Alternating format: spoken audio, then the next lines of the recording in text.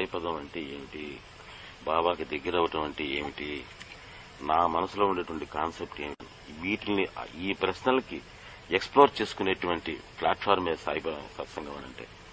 కానీ ఏమైపోయిందనంటే సత్సంగాలనంటే ఇట్లా పేజీలు లెక్క పెట్టుకుని పారాయణ చేయటాలు, బాబా ఫోటో ముందు కూర్చోవాలా, వెనక కూర్చోవాలా, స్నానం చేసి కూర్చోవాలా, స్నానం చేయకుండా కూర్చోవాలా, ఉదయం కూర్చోవాలా, సాయంత్రం కూర్చోవాలా, నిద్ర పోవడం మీద కూర్చోవాలా, బెడ్ మీద కూర్చొని చేయొచ్చునా, పక్కన కూర్చొని చేయాలా, పల్లకి ఉత్సవం చేస్తా, అమెరికాలో పల్లకి ఉత్సవాలట. I understand this. ఇది సాయిపదం అని మీరు అనుకుంటే నేను నాకు కనెక్షన్ లేదు వాటితో ఉంటాం. నా దృష్టిలో నాకుండేటువంటి కాన్సెప్ట్ ఆఫ్ బాబా యొక్క సత్సంగాలు ఇవి కావు. ఈ రిచువల్స్ కి అతీతంగా ఉండేటువంటి ఏదైనా రిచువల్ చేసినా ఈ రిచువల్ ఈ స్పిరిట్ ని ఎక్స్ప్రెస్ చేయాలి. రిచువల్ తప్పని నేను అంటున్నా, కానీ ఈ స్పిరిట్ ని ఎక్స్ప్రెస్ చేస్తుందా లేదా అని చూసుకో. అలా చేయకుండా ఈ ప్రశ్నలు మనలో ఉదయిస్తున్నాయని అంటే మనం సరైన పందాలు పోవటం లేదు. అది సరైన పందా అనో కదా కూడా నాకు తెలియదు. నేను అనుకున్న పందా మాత్రం కాదు, అది తప్పో రేటో నాకు తెలియదు. సరైన పందా కాదని మాత్రం ఎందుకు అనాలి? అయ్యుండొచ్చు, అదే సరైన పందా కూడా అయ్యుండొచ్చు, కానీ నాకు నచ్చిన పందా మాత్రం అది కాదు. నాకు తెలిసినంతలో బాబాకి నచ్చిన పందా కూడా అది కాదు. ఒక స్పిరిట్ ఆఫ్ ఎంక్వైరీ, ఒక అండర్స్టాండింగ్, దీని మీద బేస్ చేసుకున్నటువంటి సత్సంగం కావాలి. అంతే తప్పితే ఒక రొటీన్, ఒక రిచువల్ ఏంటి దానివల్ల ఉపయోగం? దానివల్ల బాబా అనుగ్రహం వస్తుంది అని అనుకుంటే మాత్రం పొరపాటు. దానివల్ల రాదు. మీలో అవగాహన ఎంత పెరిగితే దానికి అనుగుణంగానే మీకు బాబా అనుగ్రహం వస్తుంది.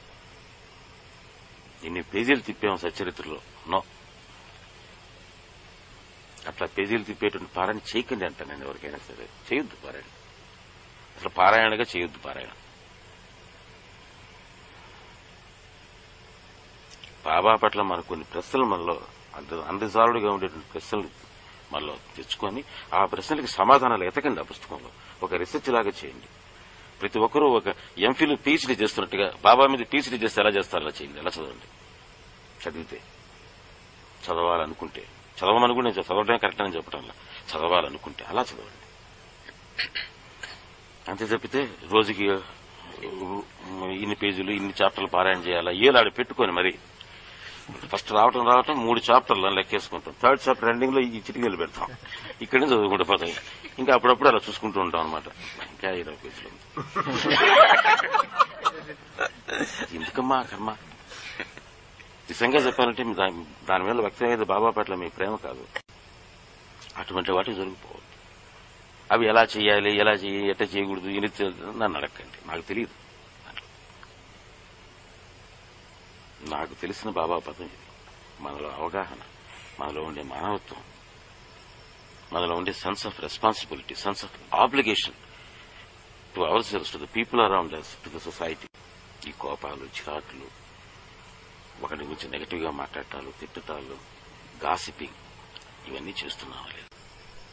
ఎవరిని ద్వేషించకుండా, అసూయ ద్వేషాలకు లోనవ్వకుండా హ్యాపీగా ఆనందంగా జీవితం గడపడం. ఆ గడపడానికి అవసరమైనటువంటి సరంజామాగా ఉండేటువంటి అవగాహన పెంపొందించుకోవటం, వీటన్నిటికీ బేస్గా బాబా అనేటువంటి సెక్యూరిటీ, ఆ పోల్ని పట్టుకొని ఉండటం, ఇది నాకు తెలిసిన సాయిబాబా. ఇంక మిగతా వాటి గురించినటువంటి నేను పట్టించుకోను, నాకు తెలియదు. అగరొత్తి పెట్టాలా, అది పెట్టాలా, 6 గంటలకే చేయాలా సత్సంగం, ఏంటి ప్రశ్నలు? అవి నాకు సంబంధించిన సత్సంగాలు కావు.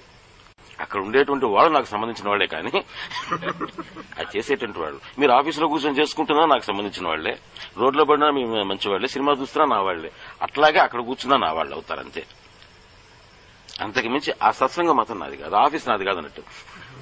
మీరు పనిచేసే ఆఫీస్ నాది కాదు, ఆ సత్సంగం నాది కాదు. ఇలా చేస్తే మాత్రం నేను మీకు ఇచ్చే ప్రాజెక్ట్ ఇది. ఈ ప్రాజెక్ట్ చేసినప్పుడు అది నా ఆఫీస్ అవుతుంది. ఈ ప్రాజెక్ట్ వర్కౌట్ చేయండి, అవగాహన పెంచుకోండి. అది సత్సంగం అంటే, అది సాయిపదం అంటే, అది బాబా అంటే. మీకు వీటి మీద ఇంత ముందు ఏదైనా వేరే కాన్సెప్ట్స్ ఉంటే వాటిని చూసి చేసుకోండి. వాటి మీద ఇష్టం ఉంటే చేసుకోండి, అది వేరే విషయం. నేను చెప్పేది ఏమిటి అనుకుంటానంటే ఇది నాకు నచ్చింది.